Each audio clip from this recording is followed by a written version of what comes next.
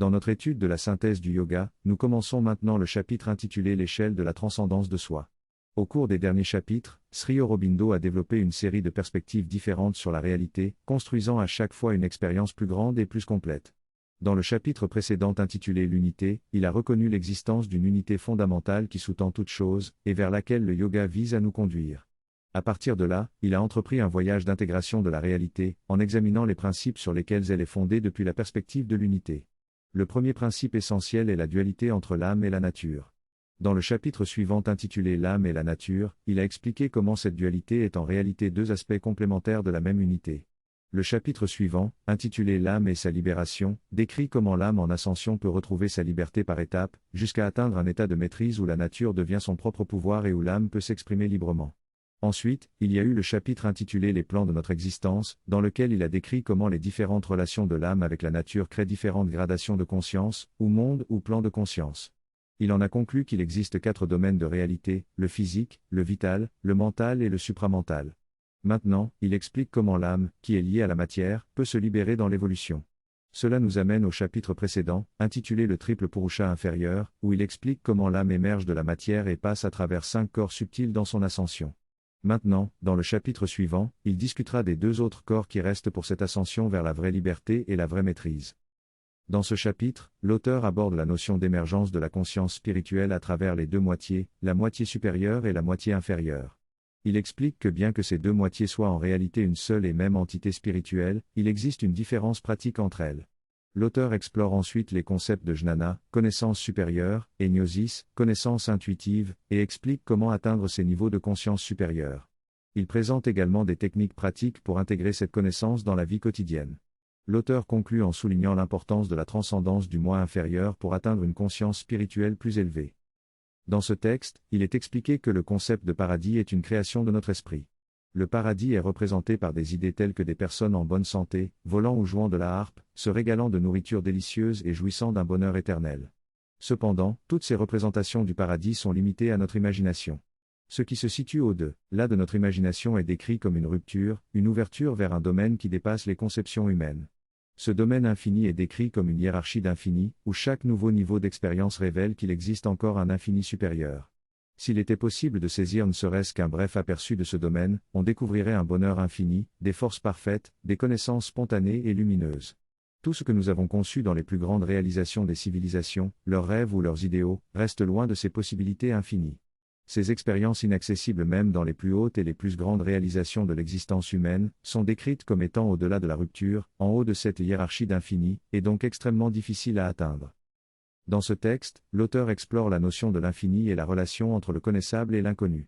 Il souligne l'importance de vivre en paix et de se libérer des luttes de la vie. Cependant, il mentionne que la nature de l'existence est d'être calme et complète, permettant ainsi des actions puissantes sans perdre cette tranquillité.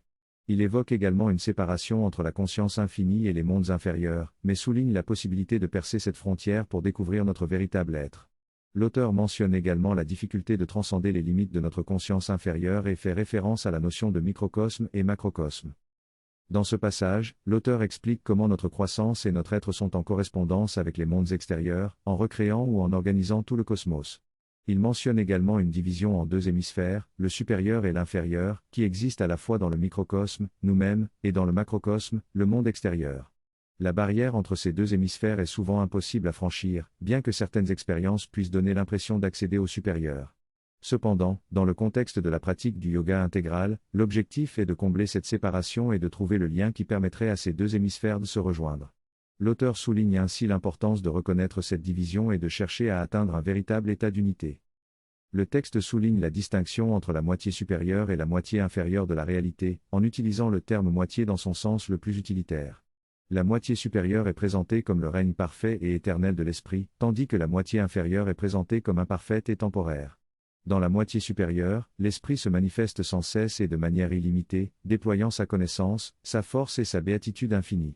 La manifestation dans la moitié supérieure est toujours nouvelle et plus grande à chaque fois, contrairement à la moitié inférieure qui est perçue comme limitée et en constante finitude. L'évolution dans la moitié inférieure se fait par organisation et déploiement, tandis que dans la moitié supérieure, il s'agit d'une libre manifestation des potentialités infinies de l'esprit. Il est souligné que la béatitude dans la moitié supérieure n'est pas monotone, mais toujours en révélation de nouvelles possibilités et infiniment plus grand. Si vous élevez une plante avec beaucoup d'amour et lui demandez de faire quelque chose, elle peut même changer sa façon de pousser. Elle peut pousser plus rapidement, plus lentement, voire même sans épines. Et vous le savez si vous lui demandez, car elle répond à l'esprit. Cependant, c'est un processus lent et progressif, mais peut-être peut-il s'accélérer davantage et devenir quelque chose de nouveau. Dans les deux hémisphères, il y a un mouvement évolutif, mais de manière différente selon les principes propres à chaque moitié. Dans l'hémisphère supérieur se manifeste sans cesse et sans diminution le règne parfait et éternel de l'esprit, avec ses infinies manifestations qui ne s'éteignent jamais. En revanche, dans la moitié inférieure, les infinis se réduisent au fini et ont une date d'expiration. Tout ce qui se passe ici est caché, toutes les possibilités sont entravées et enfermées, puis émergeant peu à peu à partir d'une conscience inerte qui ressemble à du néant. Peu à peu, un peu de potentiel de matière émerge, puis un peu de potentiel de vie, et ensuite un peu de mental. À chaque étape, la quantité devient de plus en plus réduite et l'espace vide est la plus grande partie. Dans cette moitié inférieure, tout est caché, tandis que dans la moitié supérieure tout est dévoilé. Derrière tout cela se trouve un esprit cosmique totalement caché, et derrière tout se cache le secret même de la matière cosmique. Les gloires de son existence illimitée se dévoilent et se déploient, avec une conscience illimitée, une connaissance illimitée, une force et un pouvoir illimités, une béatitude illimitée. Dans sa moitié inférieure, l'esprit est voilé, caché par son expression inférieure du mental limitant et du corps divisé. On ne voit pas ici l'esprit lui-même, mais seulement des objets, des formes, des forces, des idées. Dans ce texte, l'auteur explique comment l'esprit est voilé et perdu dans notre expérience. Il utilise l'analogie de voile qui cache l'esprit. Le premier voile est l'esprit limitant de l'esprit, qui restreint son infinité. Le deuxième voile est la vie confinée, où l'esprit ne peut pas jouer librement. Le troisième voile est le corps divisé, qui crée une illusion de division de l'esprit. Ces trois voiles empêchent l'esprit d'être pleinement expérimenté. L'auteur souligne que nous sommes en réalité des esprits, mais nous sommes conscients de notre misère parce que l'esprit est caché derrière ces voiles.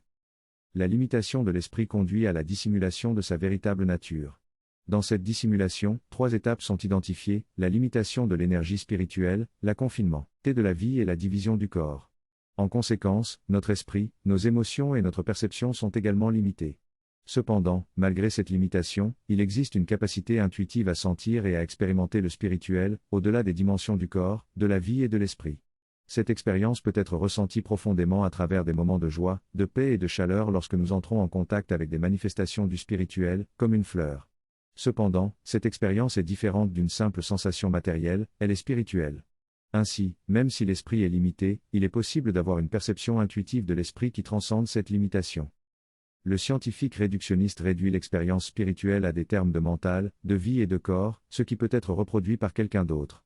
C'est pourquoi ils affirment que l'expérience spirituelle peut être réduite à des schémas cérébraux, des changements hormonaux, des changements de température et des sensations. Ainsi, il n'est jamais vraiment possible d'expérimenter l'esprit. Cependant, cela pose un problème dans l'hémisphère inférieur, où le concept de l'esprit est plutôt associé au concept de soi. Le soi, l'âme ou l'être détermine le monde dans lequel il vit et les expériences qu'il fait. Il y a donc des différences entre l'esprit, le soi et l'être.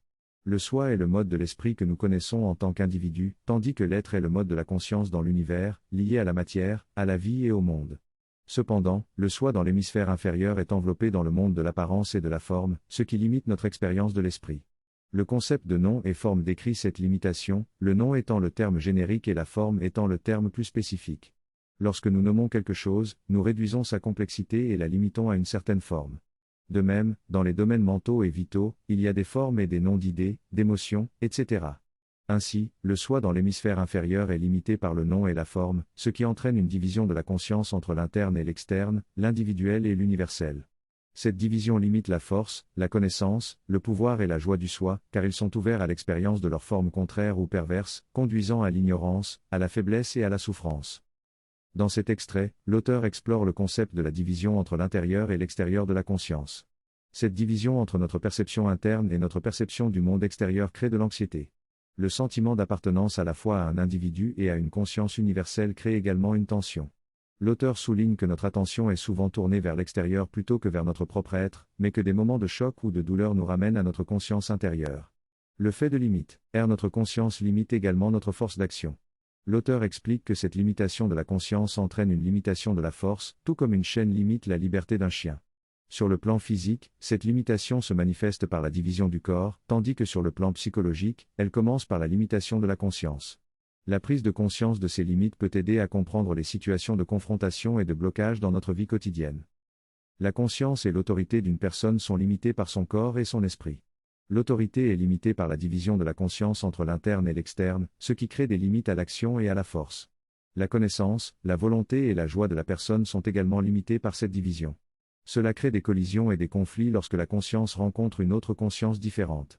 Ces limitations conduisent à l'ignorance, à la faiblesse et à la souffrance. Les différentes autorités opposées peuvent se pervertir et tordre la vérité. Pour corriger cela, il faudrait dissoudre la division entre l'interne et l'externe, permettant ainsi à la force de circuler librement. Cela conduirait à une conscience universelle et à l'abolition de l'individu.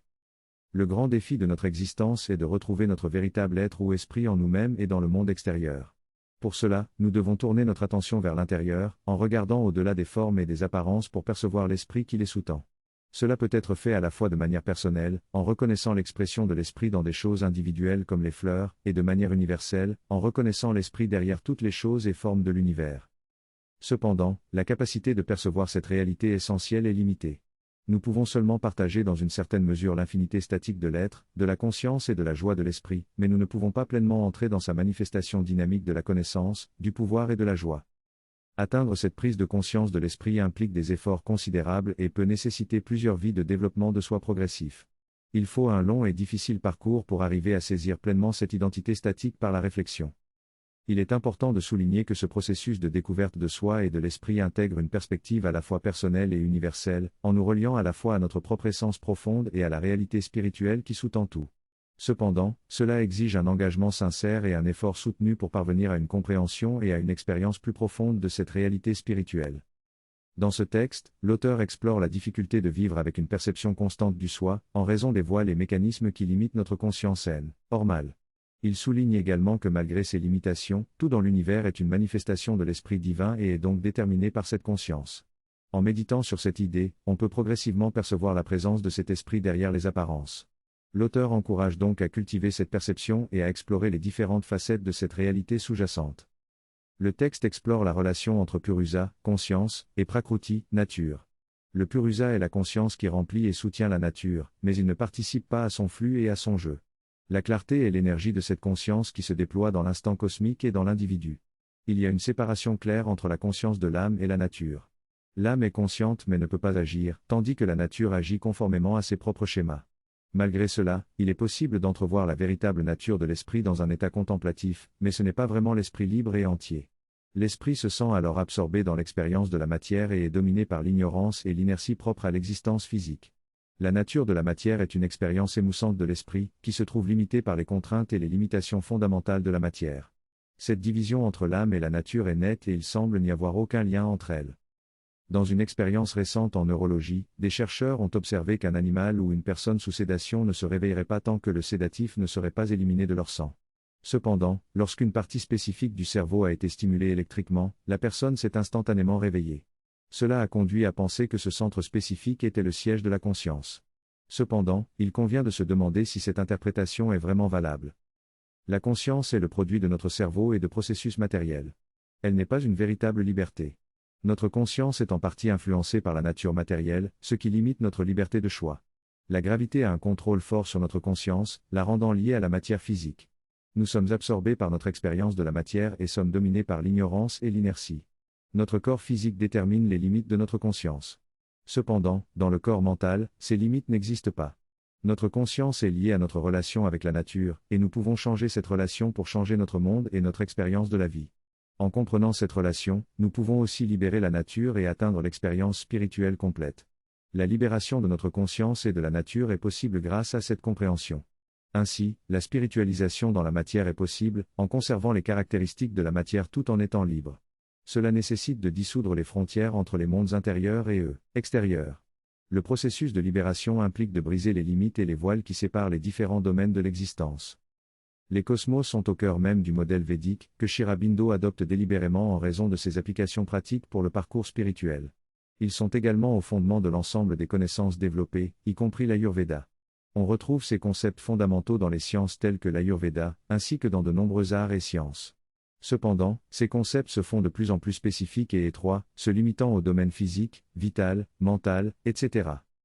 Dans cette vision de la totalité, on retrouve les domaines physiques, vitaux et mentaux, et à l'intérieur de chaque domaine, on retrouve les 7 principes de la manifestation. Il existe donc une division graduelle et une distinction entre les différentes parties de notre être dans chacun de ces domaines. Par exemple, dans le monde physique, on retrouve 7 niveaux de matière, et à l'intérieur de chacun de ces niveaux, il existe encore cette division. Cette vision se reflète également dans l'Ayurveda. Par exemple, dans le corps physique, il existe 7 niveaux de tissus, allant du plus matériel au plus subtil. Les os représentent le principe le plus matériel, les muscles représentent le principe cinétique de mouvement et les nerfs représentent le principe mental. Les 4 autres principes sont également présents, mais de manière plus subtile, opérant au sein des nerfs ou d'une certaine gradation de substance. Cette division et cette gradation se retrouvent également dans le domaine vital et mental du corps. Dans le domaine mental, on retrouve 7 niveaux de conscience représentant différents états mentaux. Par exemple, l'esprit physique est connecté au corps, l'esprit conscient de la force vitale offre une expérience plus émotionnelle et le mental proprement dit représente la pensée indépendante et objective. Cette vision védique permet de cartographier de manière simple et exhaustive l'ensemble des phénomènes de l'univers et de l'individu. Elle offre des insights extraordinaires et des solutions pratiques, que ce soit dans le domaine de l'Ayurveda, de la psychologie, de la physique, etc. Il est ainsi possible de reconstruire l'ensemble des connaissances à partir de ces principes fondamentaux. Cependant, il est important de ne pas réduire cette vision à de simples formules. Elle offre une base solide pour approfondir les différentes disciplines et trouver des solutions pratiques, mais nécessite une exploration et une compréhension approfondie des premiers principes. Cette vision est très appréciée par les mystiques védiques. Le texte parle de la vision de l'unité entre la graine et l'arbre, et entre l'individu et l'univers. Il affirme que tout est contenu en potentiel dans chaque chose, et que le spirituel détermine toutes les manifestations de la matière. En comprenant cette vision, on peut éveiller et manifester les différents potentiels qui existent en nous. Pour cela, il faut construire un pont entre notre conscience superficielle et notre conscience profonde, en utilisant notre volonté et en invoquant une aide supérieure. Ce processus peut prendre du temps, mais une fois le lien établi, il devient plus facile d'accéder à de nouveaux états de conscience. Le texte mentionne également l'expérience de la mère qui a réussi à former ce lien en se reliant à la nature. En comprenant et en intégrant ces idées, notre relation avec le monde et notre perception des choses peuvent changer, nous apportant un profond calme, joie et liberté intérieure. Le texte conclut en soulignant que tout ce qui est décrit ici a des implications pratiques, même dans la résolution des conflits. Le texte explique qu'un conflit peut exister lorsque la conscience est fragmentée en interne et en externe. Les personnes voient le problème de l'autre de l'extérieur, mais ne peuvent pas percevoir leurs propres problèmes de l'intérieur. La solution consiste à communiquer, échanger les points de vue et trouver un terrain d'entente et d'alignement. Cela permet de réaliser que les expériences et les objectifs des personnes sont similaires, mais avec des priorités différentes. La conscience s'unifie alors spontanément, facilitant la résolution du conflit. Ces principes peuvent être appliqués dans différents domaines, y compris la gestion d'une entreprise en crise. Par ailleurs, le texte mentionne également qu'il existe un point spécifique dans le cerveau qui déclenche la conscience lorsque la personne se réveille, mais pour les yogis, cette conscience superficielle est différente des autres niveaux de conscience plus profonds et internes. La stimulation de différentes parties du cerveau peut déclencher des états de rêve ou des expériences hors du corps, mais ces états ne sont pas causés par les centres du cerveau, mais simplement organisés par eux. Par conséquent, le cerveau peut être influencé par la conscience, mais il ne détermine pas entièrement l'état mental de la personne. Il est également souligné qu'il existe une faculté supérieure qui peut influencer et contrôler l'état mental indépendamment du cerveau physique, comme en témoigne l'exemple des dauphins qui ont refusé d'être en colère malgré la stimulation d'une partie de leur cerveau responsable de cette émotion. La réaction émotionnelle et le contrôle de nos émotions sont des sujets importants. L'auteur illustre cela en utilisant l'exemple du dauphin, qui peut maîtriser ses émotions, et soutient que nous devrions être capables de le faire aussi. Lorsqu'on ressent de la colère, par exemple, il est possible de se détacher de l'impulsion de colère et de retrouver une liberté intérieure. Cela permet d'opérer à différents niveaux de conscience et de dissoudre la colère. L'auteur affirme que cela est plus important que le centre cérébral, car une fois qu'on a atteint ce stade, il est possible de rester dans un état intérieur stable et de choisir de ne pas se laisser emporter par les réactions externes. Les centres du cerveau peuvent avoir un impact sur notre état de conscience, mais la qualité de notre sommeil dépend davantage de notre état de conscience dans les plans vital et mental.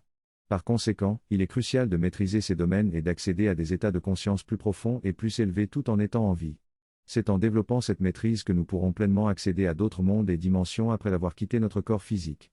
L'auteur souligne également que la raison pour laquelle l'esprit choisit de se représenter dans le monde physique est parce que cela permet d'intégrer toutes les expériences et de les jouer à travers des formes matérielles individuelles.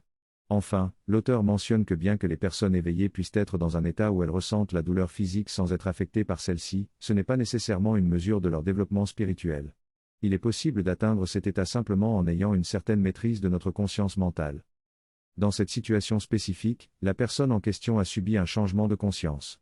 Cela a eu pour effet de créer une charge d'énergie intense autour d'elle, parfois si intense que les gens avaient du mal à la supporter. Cependant, suite aux instructions données, il était interdit de toucher le corps de cette personne. La mère a diminué cette intensité pour éviter les accidents, montrant ainsi que le corps physique peut contenir cette énergie lorsqu'il est suffisamment développé.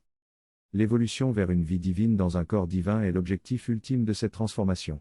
Tout au long de ce processus, toutes les possibilités doivent être explorées et manifestées. Le chapitre aborde également le thème de l'auto-transcendance, où l'esprit dépasse ses propres limitations tout en jouant avec celles-ci.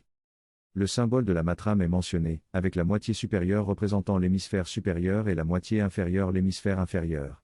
Ce symbole peut être invoqué pour recevoir une vérité spécifique. Cependant, le véritable symbole que nous portons en permanence est notre propre être, notre corps et notre esprit. La séparation entre les moitiés supérieures et inférieures existe en nous à tous les niveaux de conscience. Ainsi, en tournant notre attention vers les niveaux supérieurs de notre être, en offrant notre amour et notre service à la Divine Mère, nous pouvons ouvrir notre réceptivité et permettre à l'énergie de se manifester en nous. Notre amour pour la Divine Mère est déjà en nous, et il suffit de tourner notre cœur, notre esprit et notre volonté vers elle pour ouvrir la porte à davantage de croissance et de transformation. Dans ce chapitre, nous célébrons l'anniversaire de la Mère Divine, un symbole important car cela marque notre transition vers l'âge adulte spirituel. La Mère Divine considérait que c'était l'anniversaire de tous, car nous sommes tous ses enfants et des émanations de sa conscience. Célébrer un anniversaire représente le renouvellement de notre conscience, une étape vers une nouvelle naissance. Pendant le darshan, elle cherchait à relier chaque personne à la grâce divine, pour combler leurs aspirations les plus élevées. Elle nous demande de réfléchir à nos plus grandes aspirations, car elles seront sûrement réalisées si nous venons avec ces intentions. Elle explique également que passer le jour du darshan est une occasion de rechercher une connaissance plus vraie que celle de la connaissance ordinaire, une connaissance qui nous ouvre à la réalité du divin, contrairement à la connaissance ordinaire qui nous distrait de la présence du divin derrière les apparences. Ainsi, nous pouvons terminer cette séance par un chant en l'honneur de la Mère Divine.